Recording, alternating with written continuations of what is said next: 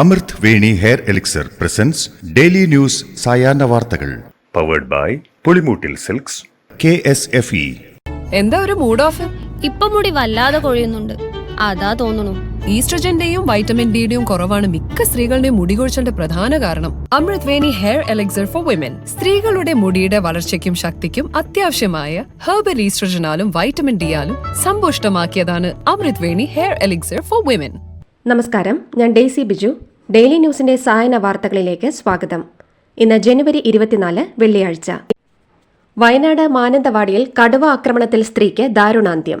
വനം വകുപ്പ് താൽക്കാലിക വാച്ചർ അച്ചപ്പന്റെ ഭാര്യ രാധയെയാണ് കടുവ കടിച്ചു കൊന്നത്. ആദിവാസി വിഭാഗത്തിലെ ഇവർ പ്രിയദർശിനി എസ്റ്റേറ്റ് മുകളിലെ വനഭാഗത്ത് കാപ്പി പറിക്കാൻ പോയപ്പോഴാണ് കടുവ ആക്രമിച്ചതെന്നാണ് വിവരം. തണ്ടർബോൾട്ട് സംഘമാണ് മൃതദേഹം ആദ്യം കണ്ടത്. വയനാട് പഞ്ചാരക്കൊല്ലി പ്രദേശത്ത് കടുവ ആക്രമണത്തിൽ ആദിവാസി സ്ത്രീ കൊല്ലപ്പെടാനുണ്ടായ സംഭവത്തിൽ കടുവയെ വെടിവെച്ചു കൊല്ലാൻ നിർദ്ദേശിച്ച് വനമന്ത്രി AK Saseendran. Chief wild life warden ഉത്തരവ് പുറപ്പെടുവിച്ചു. സംഭവം നടന്ന പ്രദേശത്തും വയനാട് ജില്ലയിലെ വനത്തോട് ചേർന്ന പ്രദേശങ്ങളിലും ജാഗ്രത പുലർത്താനും ആവശ്യമായ ദ്രുതകർമ്മസേനയെ നിയോഗിക്കാനും മന്ത്രി നിർദ്ദേശം നൽകി. വയനാട്ടിൽ കടുവയുടെ ആക്രമണത്തിൽ സ്ത്രീ കൊല്ലപ്പെട്ടതിനെ തുടർന്ന് സംഭവസ്ഥലത്ത് സംഘർഷാവസ്ഥ. പ്രദേശവാസികൾ വനം വകുപ്പിനെതിരെ വലിയ പ്രതിഷേധമാണ് ഉയർത്തുന്നത്. മന്ത്രി OR കേളു സംഭവസ്ഥലത്ത് എത്തിയിട്ടുണ്ട്. മന്ത്രിക്കെതിരെയും ജനരോഷമുയർന്നു. പ്രശ്നത്തിന് ശാശ്വത പരിഹാരം വേണമെന്നും പ്രതിഷേധക്കാർ ആവശ്യപ്പെട്ടു. +1 പ്രവേശനം തേടുന്ന വിദ്യാർത്ഥികളിൽ നീന്തൽ അറിയാവുന്നവർക്ക് നൽകിയിരുന്ന ഗ്രേസ് മാർക്ക് പുനഃസ്ഥാപിക്കുന്നത് പരിഗണനയിലെന്ന് മന്ത്രി V ശിവൻകുട്ടി.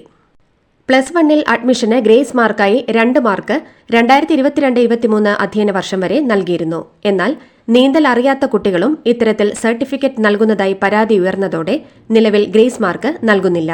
അതിനാൽ ഗ്രേസ് മാർക്ക് പുനഃസ്ഥാപിക്കുന്നത് പരിഗണനയിലുണ്ടെന്നാണ് മന്ത്രി അറിയിച്ചത്.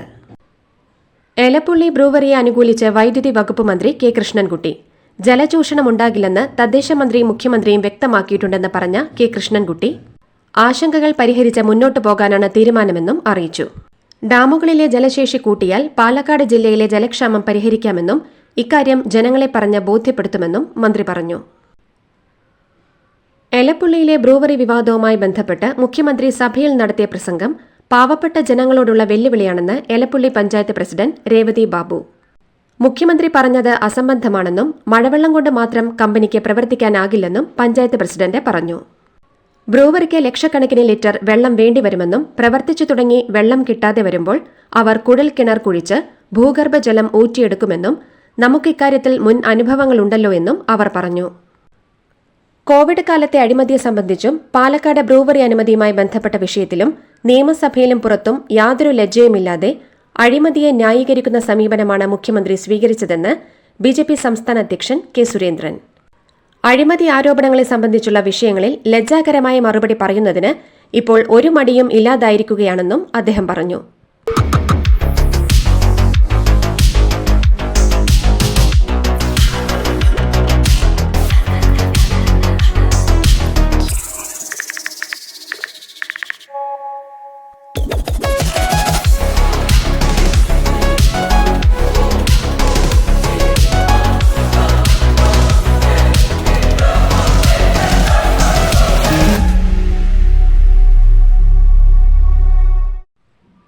ADGP MR അജിത് കുമാറിനെതിരായ ആരോപണങ്ങളുമായി ബന്ധപ്പെട്ട അന്വേഷണത്തിൽ കൂടുതൽ സമയം തേടി വിജിലൻസ്.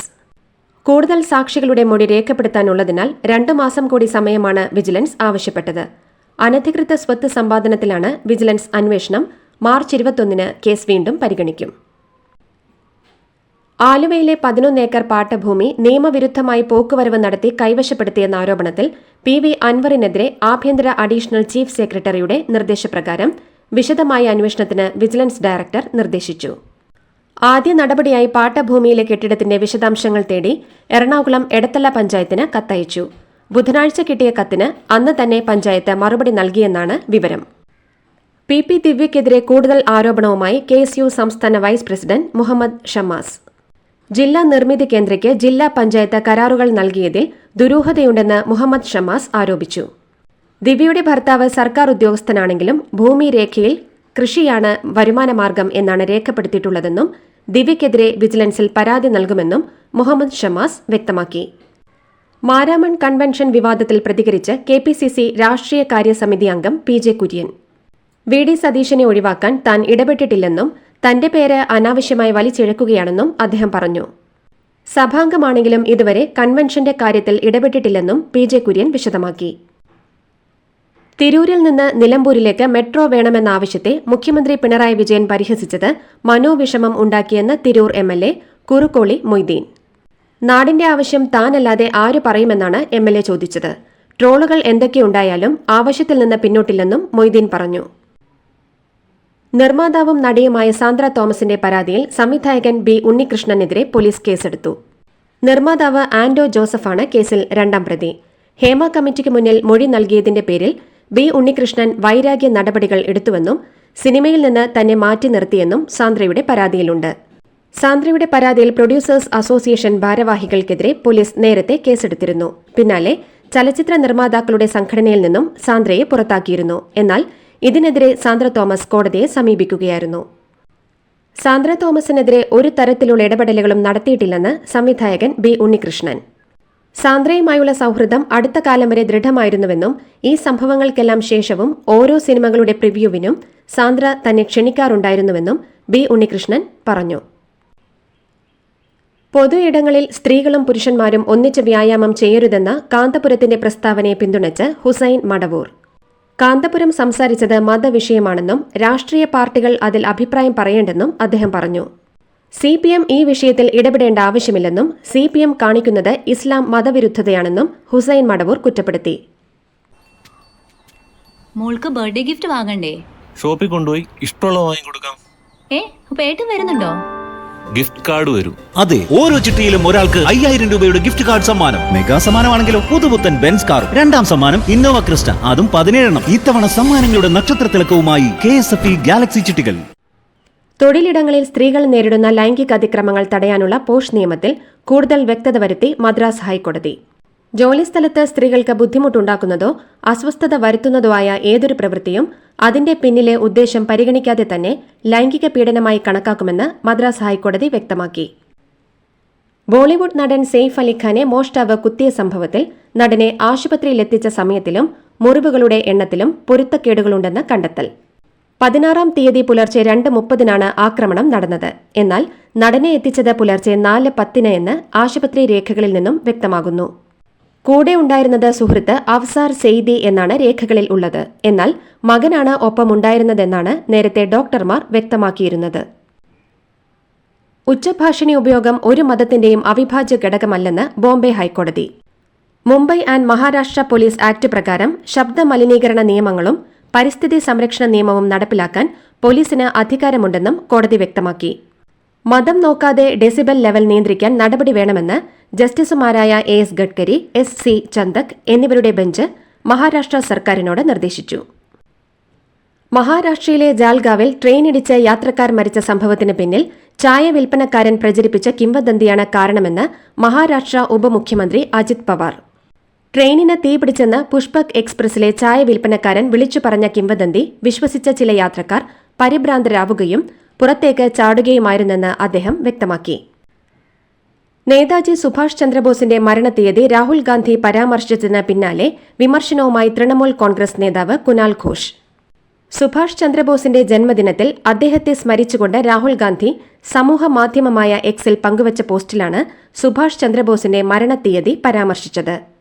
നേതാജി എവിടെയായിരുന്നുവെന്നോ ഇപ്പോൾ എവിടെയാണെന്നോ ഉള്ള കാര്യം കോൺഗ്രസ് മറച്ചുവെച്ചുവെന്നും എന്നാൽ രാഹുൽ ഗാന്ധി നേതാജിയുടെ മരണത്തീയതി പ്രഖ്യാപിച്ചിരിക്കുകയാണെന്നും രാഹുൽ ക്ഷമാപണം നടത്തി പോസ്റ്റ് തിരുത്തണമെന്നും കുനാൽ ഘോഷ് ആവശ്യപ്പെട്ടു.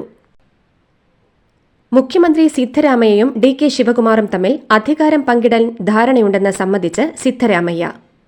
പാർട്ടി ഹൈക്കമാൻഡാണ് ഇക്കാര്യത്തിൽ തീരുമാനമെടുക്കേണ്ടതെന്നും പാർട്ടി തീരുമാനം അനുസരിക്കുമെന്നും സിദ്ധരാമയ്യ വ്യക്തമാക്കി. നേരത്തെ മുഖ്യമന്ത്രി സ്ഥാനത്ത് താൻ 5 വർഷം പൂർത്തിയാക്കുമെന്ന് സിദ്ധരാമയ്യ പറഞ്ഞിരുന്നു. കുവൈറ്റിൽ പുതിയ ട്രാഫിക് നിയമം ഏപ്രിൽ 22 മുതൽ പ്രാബല്യത്തിൽ വരുമെന്ന് ആഭ്യന്തര മന്ത്രാലയം അറിയിച്ചു. ഔദ്യോഗിക ഗസറ്റിൽ പ്രസിദ്ധീകരിച്ച് 90 ദിവസത്തിന് ശേഷമാണ് നിയമം പ്രാബല്യത്തിൽ എത്തുക. 48 വർഷത്തിന് ശേഷമാണ് കുവൈറ്റിലെ ട്രാഫിക് നിയമത്തിൽ ഭേദഗതി വരുത്തുന്നത്. നിലവിൽ ട്രാഫിക് പിഴകളുള്ളവർ പുതിയ നിയമം പ്രാബല്യത്തിൽ വരുന്നതിന് മുൻപുള്ള 3 മാസത്തിനുള്ളിൽ അടച്ചു തീർക്കണമെന്നും മന്ത്രാലയം മുന്നറിയിപ്പ് നൽകിയിട്ടുണ്ട്. മഹാരാഷ്ട്രയിലെ ഭണ്ഡാരയിൽ ആയുധ നിർമ്മാണ ഫാക്ടറിയിലുണ്ടായ സ്ഫോടനത്തിൽ 5 പേർ കൊല്ലപ്പെട്ടു. നിരവധി പേർക്ക് പരിക്കേറ്റു. RDX നിർമ്മാണം നടന്ന ഭാഗത്താണ് പൊട്ടിത്തെറി ഉണ്ടായത്. രക്ഷാപ്രവർത്തനം പുരോഗമിക്കുകയാണെന്നാണ് വിവരം. ICC പുരസ്കാര പ്രഖ്യാപനങ്ങളുടെ ഭാഗമായി കഴിഞ്ഞ വർഷത്തെ ഏകദിന ടീമിനെ തെരഞ്ഞെടുത്ത് ICC. ശ്രീലങ്കയുടെ ചരിത് അസലങ്കയാണ് ഏകദിന ടീമിന്റെ നായകൻ. അസലങ്ക ഉൾപ്പെടെ ശ്രീലങ്കയുടെ 4 താരങ്ങൾ ICC ഏകദിന ടീമിൽ എത്തിയപ്പോൾ അഫ്ഗാനിസ്ഥാന്റെയും പാകിസ്ഥാന്റെയും 3 താരങ്ങൾ വീതവും വെസ്റ്റ് ഇൻഡീസിന്റെ 1 താരവും ICC ഏകദിന ടീമിൽ എത്തി. 6 ഏകദിനം മാത്രം കളിച്ച ഇന്ത്യൻ ടീമിൽ നിന്ന് 1 താരം പോലും ICCയുടെ ഏകദിന ടീമിൽ ഇല്ല. ഓസ്ട്രേലിയൻ ഓപ്പൺ സെമിയിൽ നിന്ന് നാടകീയമായി പിൻവാങ്ങി നൊവാക് ജോക്കോവിച്ച്. അലക്സാണ്ടർ സ്വരേവുമായുള്ള മത്സരത്തിന്റെ ആദ്യ സെറ്റ് സ്വരേവ് 7-6 ടൈ ബ്രേക്കറിൽ സ്വന്തമാക്കിയതിന് പിന്നാലെയാണ് ജോക്കോവിച്ച് പിന്മാറിയത്. ഇതോടെ വാക്ക് ഓവർ ലഭിച്ച സ്വരേവ് ഫൈനലിലെത്തി. ഇടത് കാൽമുട്ടിലെ പരിക്ക് മൂലമാണ് ജോക്കോവിച്ച് ആദ്യ സെറ്റിന് ശേഷം പിൻവാങ്ങിയത്. ഓസ്ട്രേലിയൻ ഓപ്പൺ നേടി 25 ഗ്രാൻഡ് സ്ലാം കിരീടം എന്ന അപൂർവ നേട്ടം സ്വന്തമാക്കാനുള്ള പോരാട്ടത്തിലായിരുന്നു ജോക്കോവിച്ച്. ഇതോടുകൂടി ഡെയിലി ന്യൂസിന്റെ ഇന്നത്തെ സായന വാർത്തകൾ സമാപിക്കുന്നു. ഡെയിലി ന്യൂസിന് വേണ്ടി വാർത്തകൾ വായിച്ചത് ഡെയ്സി ബിജു. DailyNewsLive.in വാർത്തകൾ വിരൽ തുമ്പിൽ.